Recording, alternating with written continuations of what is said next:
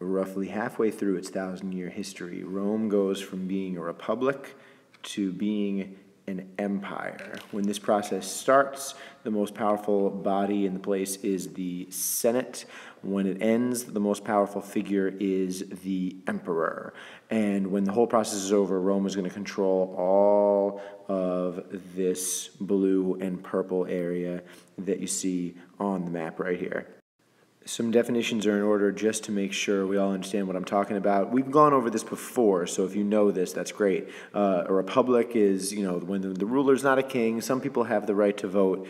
We're contrasting that with sort of an empire, which is a large, more aggressive state. And what we call empires typically conquer other states, use their resources, and will typically include multiple people and cultures under one political system. That's usually what you'd call an empire.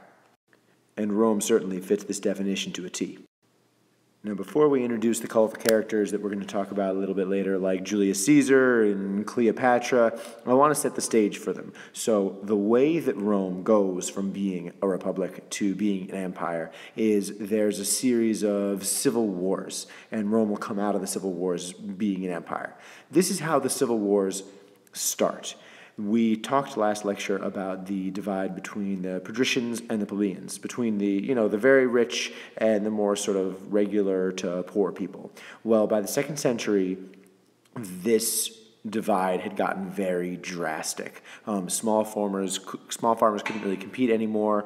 Small farmers were losing their farms, becoming, landless poor people, and there was a lot of agitation because of this. Some people called for reform, some people resisted it. So essentially what you had is a lot of tension between the very, very, very wealthy and the not so wealthy, and this tension was exploited by a couple of political figures, and this is what causes the Civil War. Rich people are, scared that they're going to lose their wealth.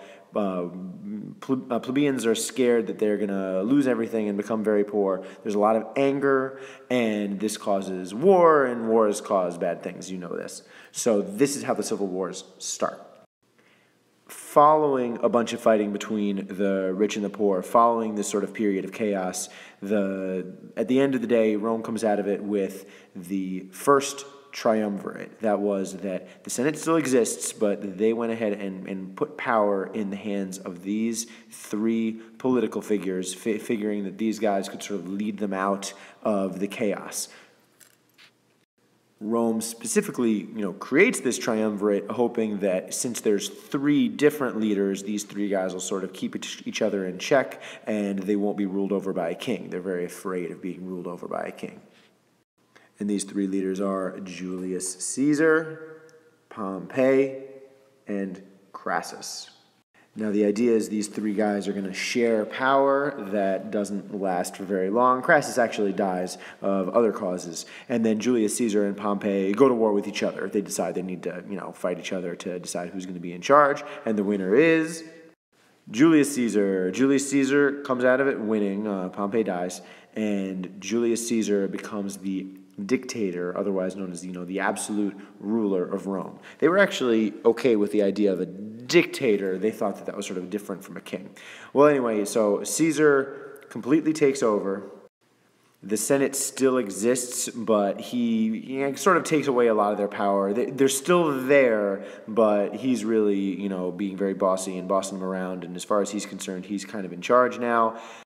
And by the way, one of the reasons he's able to do this is the common people, the plebeians, love him. Julius Caesar is very, very popular with the common people. Even though he's not a common person himself, he's wealthy, but he gives a lot of speeches and makes a lot of noise about being, a friend of the poor person. He puts through some, land reforms and stuff like that, trying to be a friend to the poor person. So he gets the, poor and the sort of regular people on his side. So he can do this. He can boss the Senate around, and he can be like, hey, listen, you better do what I say. Otherwise, my mob, the vast majority of Romans who are all on my side, I'll just, sick them on you and I'll win.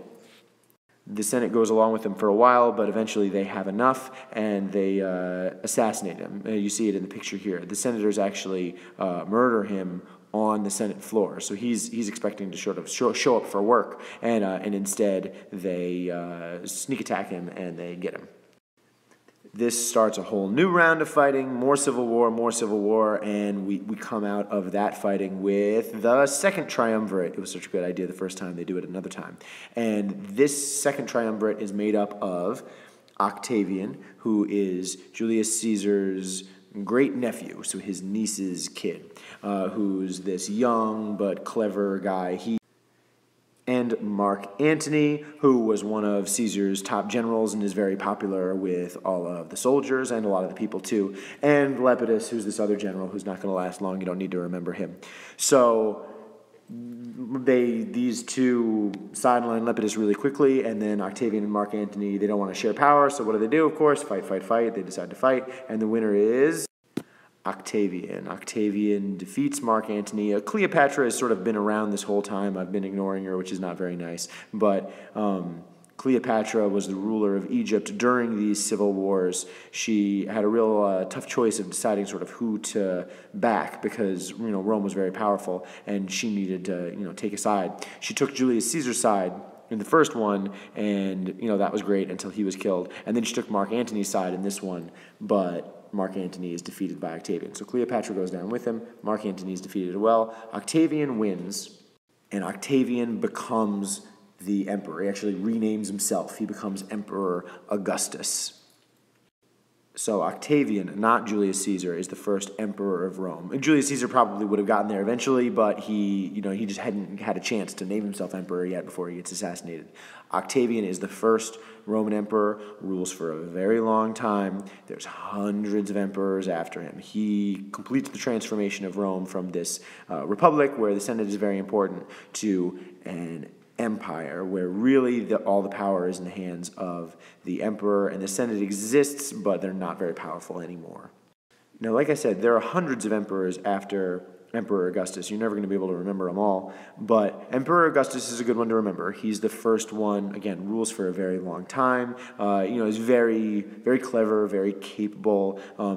Emperor Augustus is sort of a good argument for why, emperors are good, because he is very smart and, he does a lot of good things for Rome. Nero, who's the 5th or 6th emperor, I forget, is a great counterexample. Nero is the Roman emperor, is probably insane. He killed his brother, killed his mom, killed his wife. And under his watch, Rome had this terrible fire and burned, and a lot of the city burned. And the legend is that while it was burning, he was playing his music, and because he thought that the fire was a great backdrop to him playing some music. So he was insane, and he was the guy in charge, but there was no way to boot him out because of an election, because he's the emperor. But there are good emperors too, and the one other thing I want to direct your attention to before we end this lecture is the Pax Romana. So Rome is going to be around for a good 400, 500 years after it becomes an empire, and not all the times are bad. Not all the times are led by crazy emperors. Some of the emperors are good. These ones in particular enjoy very good reputations. They ruled over this period of time, which was called the Pax Romana by historians. It's a time of peace and prosperity for Rome. Everything's going well. It's this big, wealthy empire. Everything's happy, and they figure that they're going to last forever, and we'll see if they do.